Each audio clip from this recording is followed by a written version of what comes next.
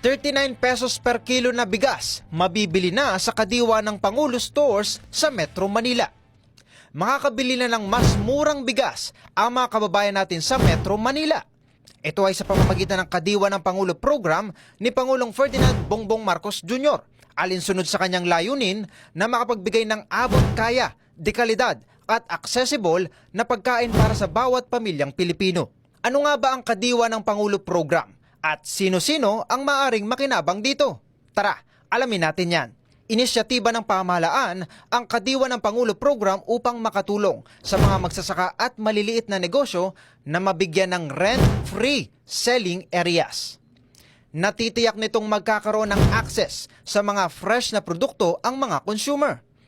Sa halagang 39 pesos lang, makakabili ka na ng 1 kilong well-milled rice sa kadiwa ng Pangulo Stores. Maaari ka ring makabili ng mura at magandang klase ng prutas at gulay. Upang malaman ang full schedule at venue ng kadiwa ng Pangulo Stores, bisitahin ang official Facebook page ng Department of Agriculture at ng iba pang kaukulang ahensya ng pamahalaan. Sa kadiwa program ni Pangulong Marcos, makakabili ka na ng mura at masustansyang pagkain. Makakatulong ka pa sa mga kababayan nating magsasaka. Ikaw, suportado ka rin ba sa kadiwa ng Pangulo Program ng Administrasyong Marcos? DWIZ Research Report. Report.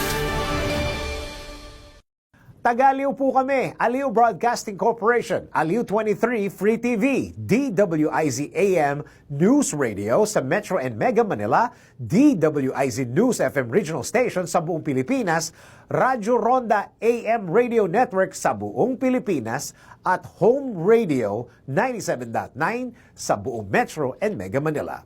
I-like po natin at i-follow ang lahat ng Aliw Broadcasting Corporation's digital station accounts. Maraming salamat po.